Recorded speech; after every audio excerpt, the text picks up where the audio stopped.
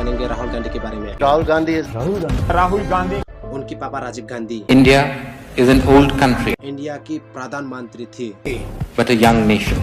जिनकी दादी इंदिरा गांधी थी, बहनों और भाइयों, देश की पहले ओनली वुमेन पीएम थी। मैं अपनी आवाज वहाँ भी पहुँचाना चाहती हूँ। वही राहुल गांधी को पप्पू बोलने लगे हैं लोग, आपके लिए मैं पप्पू। ऑपोजिशन वाले बोलने लगे। राहुल ने सर जो ये अमीरी गरीबी की बात की, कौन राहुल?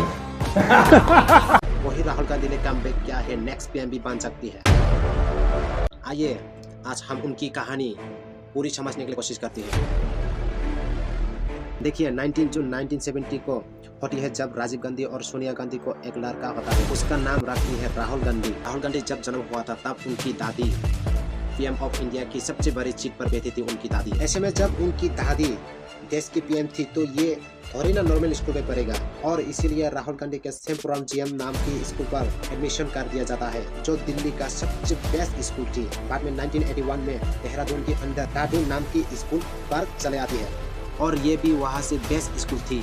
तो अच्छे चल रहे थे, ये भी अच्छे से पढ़ाई कर रही थी। लेकिन आती है 1984 को, वहाँ पर होती है उनकी दादी की डेथ, इंदिरा गांधी की डेथ हो जाती है। अब देखिए यहाँ पर बस उनकी भी दादी नहीं थी, देश की पीएम भी थी, और उनका मर्डर किया गया था, और इसीलिए सिक्योरिटी रीजन से चलती उसकी बात राहुल गांधी कॉलेज में जाती नहीं है, उसकी घर में ही टीचर आने लगती है। सिक्योरिटी इतना ज्यादा बढ़ाई जाती है, घर के बाहर ही नहीं निकलती, घर के अंदर ही ज्यादा टाइम रहता है। बट फैमिली 6 साल बाद 1990 में हार्वर्ड यूनिवर्सिटी में जाती है, क्योंकि वहाँ पे उनको निकलना पड़ता है, तो ये उसमें गया और हार्वर्ड यूनिवर्सिटी में एडमिशन लिया। बट अगेन 1990 के अंदर उनकी फादर की डेथ हो जाती है राजीव गांधी, और एक बार फिर से इंडिया लौटकर आ जाती है। अब उनकी फैमिली में 2 डेथ हो चुकी थी, काफी ज्यादा प्रॉब्लम होती थी राहुल गांधी को, बाहर पढ़ने के लिए नहीं जा सकती थी, सिक्योरिटी बहुत ज्यादा इशू बन चुका था। ऐसे में राहुल गांधी क्या करते कि उन्होंने अपना नाम ही चेंज कर लिया, राहुल गांधी की जगह पर राहुल बिंसी नाम से था। जब राहुल गांधी ने अपनी पहचान छुपाई और लोग उन्हें राहुल गांधी नहीं बल्कि राहुल विंसी के नाम से, यह फुल जाती है जहाँ पे रूलिंग कॉलेज के अंदर अपना एडमिशन करवाती है, और वहाँ पे इंटरनेशनल जेनरेशन पढ़ लेती है। 1995 में ट्रिनिटी कॉलेज के अंदर अपना पढ़ाई पूरा करती है। वहाँ पे उन्होंने एमफिल इन डेवलपमेंट में राहुल गांधी की पढ़ाई रुक गई थी, उसके बाद ये पढ़ाई कर नहीं पाती, वहाँ पर ही अपना पूरा एजुकेट कर लेती है। आप देखिए राहुल गांधी इतना पढ़ चुकी थी, उनकी इतना नॉलेज हो चुका था कि उन्हें समझ आ गया था पॉलिटिक्स में नहीं करना, क्योंकि पॉलिटिक्स में फंस जाएंगे। इन्हें पॉलिटिक्स में कोई नहीं था और ये अपना ही काम कर रही थी, पॉलिटिक्स नहीं आती है। बट उनकी फैमिली की लेजेसी इतना ज्यादा थी कि उनको घुमा फिरा के पॉलिटिक्स में लेके ही आ जाती है उन्हें। I mean, that's something that has been drilled into us, first by my grandmother, then by my father. There's nothing euphoric about this. और फैमिली में राहुल गांधी को आना ही पड़ती है इंडिया रिटर्न। और 1991 की समय जब राहुल गांधी इंडिया रिटर्न आती है, तब वहाँ पे देखती है कि अभी के टाइम में इंडिया में सरकार बीजेपी की चलती है। अटल बिहारी वाजपेयी पीएम बन चुके थे इंडिया के, दूसरी तरफ उनकी मम्मी जो है नेक्स्ट पीएम बनने के लिए रेडी है, सोनिया गांधी। और वहाँ पे कांग्रेस पार्टी पूरा जोर लगा रही है कि अगले इलेक्शन में हम जीत जाए। और राहुल गांधी को समझ आ गया था कि उनकी मम्मी भी पॉलिटिक्स में पूरा घुस चुका है, आप और कोई बचा ही नहीं है, उन्होंने ही ये लेजेसी कैरी करना पड़ेगा। तो इतनी सालों से जो आ रही है, said pretty clearly in my speech, if the Congress party so chooses and the Congress party wants me to do anything for them, I'm happy to do that. पूरा देश की राजनीति उनकी कांधों में है, यही सबसे बड़ी पार्टी है इंडिया की, तो उनको पॉलिटिक्स में आना ही पड़ती है। फाइनली 2007 की समय आ गया, एक बार हुआ है ये राहुल गांधी को चुनाव लड़ाया जाता था।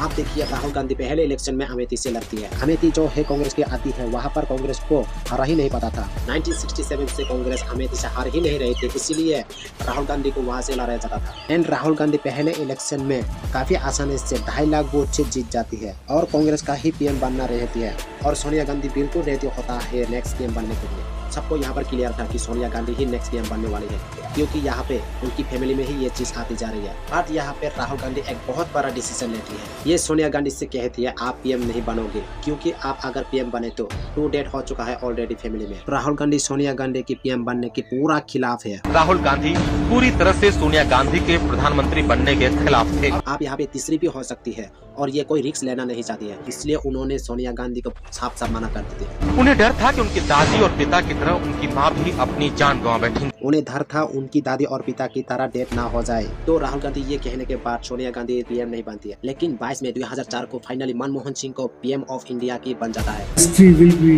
kinder to me than the contemporary media. आप देखिए अभी तक राहुल गांधी को डाउनफॉल हुआ था ना, राइज हुआ था, ये बस आई थी अपनी लेजेसी कैरी कर रही थी। एक जगह से चुनाव लड़े, वहाँ से जीत गई, क्योंकि वहाँ से कांग्रेस जीतता था। चुनाव जीत के बाद आप जाती है वहाँ से रैली वगैरह करती है। बाद में राहुल गांधी शान नहीं देखती है, चुनाव जीतने के बाद आप जाती है वहाँ से रैली वगैरह करती है, वहाँ पे देखती है क्या चल रही है अभी। इवेंट फार्मर इसका डेली कार्ड को छोटी कास्ट बड़ी कास्ट सबको बराबर लेके आती है। और ये हमेशा कहती थी कांग्रेस कभी भी दो लोगों को डिवाइड नहीं करती है, जहाँ पे किसी भी कास्ट हो किसी भी रिलीजन की, बस कांग्रेस का काम मिलाना है। Believe that what is going on in India today, the division of India along caste lines, along religious lines, is absolutely wrong. Rahul Gandhi interview देता है तब बहुत अच्छी बात करती है इंग्लिश में, तो लोगों को उनकी पर्सनालिटी सभी अच्छी लगती है। राहुल गांधी राइज होने लगती है और 2009 में इलेक्शन होता है, तो इस पर राहुल 3,91,979 बूथ से जीत जाती है। 2009 में अगेन कांग्रेस जीत जाता है, 200 सीट से मिलता है उनकी पार्टी को, और इससे मनमोहन सिंह को पीएम बनाया जाता है। History will be kinder to me than the contemporary media. बाद में राहुल गांधी ने भी कमाल किया था। मेथे के अंदर 2004 में 2.5 लाख बूथ से जीतता है और 2009 में लगभग डबल हो गया था। मर्सिन राहुल गांधी को सब अच्छी बोल रही थी, लेजिसी अच्छी तरीके से कैरी कर रही थी, इवन ये खुद का भी राइज कर रही थी, थोड़ी बहुत काम कर रही थी। लेकिन अचानक एक पार्टी आ जाता है 2014 को, सब कुछ उलट पलट कर देता है। देखिए ये होता है 2014 के अंदर नरेंद्र मोदी के एक अलग इमेज निकाल के आ जाती है पूरा देश के सामने। सबसे पहले नरेंद्र मोदी कैंप चलाती है जिसका नाम रहता है अच्छे दिन आने वाले हैं, जिससे वो लोगों की मन में बैठाती है कि अच्छे दिन आने वाले हैं अगर नरेंद्र मोदी आ गया तो। साथ में नरेंद्र मोदी राहुल गांधी को शहजादा कहकर बुलाती है ताकि लोगों को लगे वो शहजादा है और ये चाय वाला है। आजादे, सरकार आपकी है, देश पर हुकूमत आपकी है, आपकी पार्टी की है। आप देखिए यहाँ पे दो चीज होता है, एक तो नरेंद्र मोदी अपने आप को चाय वाला कहकर बुलाती है, दूसरी चीज राहुल गांधी को लोग शहजादा कहकर बुलाती है। लोगों को अब लगने लगा था कि इलेक्शन चाय वाला बस वो शहजादा है जिसकी वजह से पहले से ही पूरा खानदान जिसका पॉलिटिक्स में बनता है, तो यहाँ पे नरेंद्र मोदी को वोट डालने लगी है। और 2014 की इलेक्शन में इतना उलटफेर हुआ है कि लिटरली कांग्रेस को 44 सीट मिली, राहुल गांधी अपनी सीट पर फिर से जीत चुका था। लेकिन दिक्कत वाली बात यह है कि उनकी पार्टी बहुत बुरी तरह से हार गई थी। 2009 में जिसका 6 सीट थी वही राहुल गांधी के पास अभी मिला के 44 सीट थी, बहुत बुरी तरह से हार चुका था। उसकी हालत उस समय राहुल गांधी की इंटरव्यू देखेंगे तो आपको समझ आएगा कि वो बिल्कुल चिल है, उनको कोई फर्क नहीं पड़ता।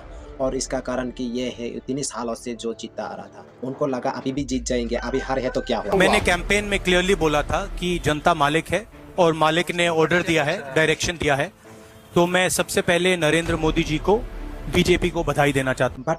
बट अभी उनको अंदाजा भी नहीं है कि ये जीत जाती है, लेकिन बार बार ये नहीं होने वाली, ये चीज अभी खत्म होने वाली है और उनको कोई डिसीजन खत्म कर देगा जो बुरी तरीके से। इनको अंदाजा भी नहीं था कि 2014 के बाद इनको ऐसा डाउनफॉल आएगा जिसका कमबैक में कन्वर्ट करने के लिए सब कुछ दाव पे लगाना पड़ेगा। लेकिन ये होता है 2014 में, जैसे नरेंद्र मोदी इलेक्शन जीतता है, बीजेपी का मेन फेस मोदी को बना दिया जाता है। लेकिन दिक्कत वाली बात होती है कांग्रेस का मेन फेस बना दिया जाता है राहुल गांधी को।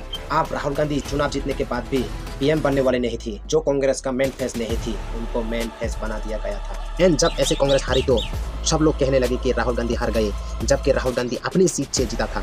लेकिन इनका हार बताने लग गई सब लोग। इसकी जस्ट 2 साल बाद 2016 में जियो बॉम्ब हुआ था, सब जगह इंटरनेट आ गया, लोगों के पास मोबाइल आने लगे स्क्रीन टच वाला, लोगों के पास यूट्यूब में बहुत न्यूज वायरल हुआ, इस बात बहुत दिक्कत करने वाली थी। न्यूज चैनल तो वैसे भी दिखा रहा था कि नरेंद्र मोदी बहुत महान है, लेकिन जैसे जैसे लोगों को पता चलता है जियो बॉम्ब होता है, हर जगह पे राहुल गांधी की मीम्स बना देता है। राहुल गांधी को दिखाया जाता है कि ये पप्पू है, बेवकूफ है। बीजेपी का लोग एंटी न्यूज चैनल वाले राहुल गांधी का मीम्स बना देती है। नरेंद्र मोदी की स्पीच में आलू डालोगे तो सोना निकालेगा, ये राहुल गांधी की स्पीच है बोल के वायरल कर देता है।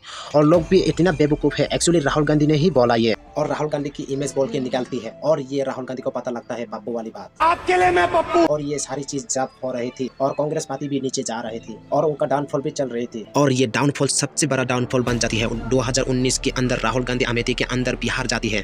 2019 के इलेक्शन में बीजेपी बहुत ज्यादा मार्जिन से जीतती है, पूरा बाहु में से जीतती है, ओनली 50 सीट ही आती है। और दिक्कत वाली बात यह है कि राहुल गांधी अमेठी से हार गई। 1967 से अमेठी से जीत जा रहा था। इवन राहुल गांधी वहाँ पे भी 3 बार जीती थी, लेकिन इस बार हार चुकी थी स्मृति ईरानी से। उसके बाद तो राहुल गांधी और भी मीम बनने लगी और पप्पू ज्यादा बोलने लगी, और उन्हें लोग बेवकूफ भी समझने लग गया। लोगों को लगा सामने वाली पार्टी खत्म हो गया, कांग्रेस डीएन हो गया, सबको लगा कांग्रेस पार्टी डीएन हो गया। उसकी कारण बस राहुल गांधी, और ये सबसे ज्यादा कारण है। इवन लोगों को नहीं, राहुल गांधी को भी लगा कमाल की लीडर नहीं है शायद, और इसलिए उन्होंने कांग्रेस की प्रेसिडेंट पद छोड़ दिया 2019 के बाद। 2019 से लेकर 2022 तक गायब था, सबको लगा राहुल गांधी को डीएन हो गया। आप आप सोचिए इतना बड़ी पार्टी का वारिस हार्वर्ड यूनिवर्सिटी में पढ़ के आया था और ट्रिनिटी कॉलेज में पढ़ के आया, जो इतनी सारी चीजें सीख कर आया है और उसको बेवकूफ की इमेज बना दिया गई और उसको ठुकने लगी है। यहाँ तक कांग्रेस की लेजेंसी हो, राहुल गांधी जो भी हो, जैसे भी हो, हर तरह से डाउनफॉल था, क्रैश हो चुका है। सबको लगा राहुल गांधी डीएन हो गया। वट होता गया 2022 में सितंबर महीने में राहुल गांधी अनाउंस करती है भारत में यात्रा करने वाली है, जिसमें 35,070 किलोमीटर पैदल चलने वाली है। इस यात्रा के दौरान कन्याकुमारी से लेकर कश्मीर तक 35,070 किलोमीटर और पूरी जगह पर प्यार बांटने वाली है, सबसे मिलने वाली है। लोगों को ये मजाक लगने लगा था, मीडिया में ये चीज कवर नहीं हो रहा था। सब लोगों को ऐसा ही लग रहा था राहुल गांधी तो ऐसे ही बोल रही है, वो तो कुछ भी बोलेगा। बट राहुल गांधी तब ये शुरू करती है यात्रा तो लोग उनकी साथ जोड़ने लगती है, बहुत चेंज लगती है। कमाल तो तब लगती है जब ये यात्रा कंप्लीट होता है तो एक बार मीडिया रिपोर्टर उनको पूछती है कि राहुल गांधी की ऐसे पहले इमेज थी, तो राहुल गांधी उसकी जवाब में कहती है वो राहुल गांधी को भूल जाओ, वो राहुल गांधी मार चुका है। गांधी आपके दिमाग में है, मैंने मार दिया उसको, गया वो। जिस व्यक्ति को आप देख रहे हो वो राहुल गांधी नहीं। देखिए ये स्पीच इतना नॉर्मल नहीं थी, उसके बाद एक्चुअली राहुल गांधी की पर्सनालिटी बहुत ज्यादा चेंज हो जाती है। सबको लगने लगा कि ये बहुत मैच्योर हो गया, बड़ी बड़ी एजुकेट या फिर कोई भी वो कहने लगे है आप राहुल गांधी पीएम बन सकती हो, वो डिजर्व करती है। कि जितना हारने के बाद, इतने चुनाव हारने के बाद भी वो इंसान चुनाव में रेलेवेंट बना हुआ रहता है। उसके बाद राहुल गांधी और भी मुद्दे उठाने लगती है, मोदी के बारे में और भी ज्यादा बोलने लगती है और भी बोलने लगे थे अदालत जो है मोदी के कारण बड़ा हुआ था। छोटे लोगों को बड़े करना नहीं चाहती है, बड़े लोगों को बड़ा करना चाहती है। राहुल गांधी आप सही चीजों में आवाज उठा रही थी, लगातार उनकी आवाज को मीडिया दबाने के लिए कोशिश करता है, उसकी बात भी उनकी आवाज लोगों तक पहुँच गई थी। और ये चीज देखने के लिए मिलती है 2024 की इलेक्शन में, जब कांग्रेस 99 सीट मिलता है, जो डबल थी 2014 और 2019 से। केवल कांग्रेस बस 99 ही मिली थी। कमाल की बात तो ये थी बीजेपी 400 सीट का इतना हवा भर रही थी और उनको 400 क्या 250 सीट भी नहीं मिली थी। केवल कमल की बात ये थी राहुल गांधी इस बार अपनी 2 सीटों से जीता था, रायबरेली बाई नारिनी दोनों जगह पर तो जीत चुका था। साथ में 2019 के अंदर यहाँ ये हार जाती है, अमेठी में इस बार यहाँ पर ड्राइवर हरा देता है। लोग उनको और भी सीरियस होने लगा था। उसके बाद यहाँ पर एक मुद्दा उठाती है, जब ये कहती है स्टॉक मार्केट को बहुत ज्यादा मैनिपुलेट किया गया है। इन्होंने बताया किस तरह से मोदी और अमित शाह ने बोला था कि 700 पार होंगे, स्टॉक लीजिए, स्टॉक लीजिए। होम मिनिस्टर ने सीधा कहा कि 4 जून को स्टॉक मार्केट आसमान में जाएगी, लोगों को खरीदना चाहिए। इस तरीके से पूरा इन्होंने लोगों को बताया कि उन्होंने बड़े लोगों की पैसा बचाया और छोटे लोगों का पैसा बर्बाद किया, और ये चीज सही भी लग रही थी सभी लोगों को। ये मुद्दा ज्यादा नहीं चला, लेकिन उसकी बात ये लेके आती है वोट चोरी का एक ऐसा मुद्दा जिसने पूरे काया पलट। लेकिन जब ये वोट चोरी का मुद्दा लेके आती है, ना इलेक्शन कमीशन के पास जवाब रहता है, ना मोदी जी के पास जवाब रहता है, किसी के पास जवाब नहीं थी। शुरू में सबको सही लगने लगा था क्योंकि किसी ने भी जवाब नहीं दिया अपोजिशन वाले। तो ये सही क्या है, वोट चोरी क्या है? इन कमल की बात पता है क्या आपको? बिहार में भी इलेक्शन होने वाली है और बिहार की इलेक्शन से सेंट्रल की गवर्नमेंट भी पलट जाती है। इसी टाइम पे राहुल गांधी ने इतना बड़ा मुद्दा उठाया है कि ऑपोजिशन के पास कोई जवाब नहीं और बिहार में चुनाव होने वाली है, मतलब अभी बहुत ज्यादा दिक्कत में आ गई सामने वाले गवर्नमेंट। इसी को देखते हुए नीतीश कुमार बिहार में बोला है 10,000 रुपए डालेंगे पंजाब के अकाउंट में। राहुल गांधी आप सवाल कर रही है, सीट रिगेन कर रही है और इसका इमेज फिर से बनते जा रही है। ऐसा लग रही है आज नहीं तो कल, लेकिन आने वाली टाइम में देश की पीएम बन सकती है। तो आप लोगों को क्या लगता है, हमारे भारत के ये प्रधानमंत्री बन सकता है राहुल गांधी, या 2029 में बन सकते हैं या फिर बाद में बन सकते हैं? इस कमेंट में बताना।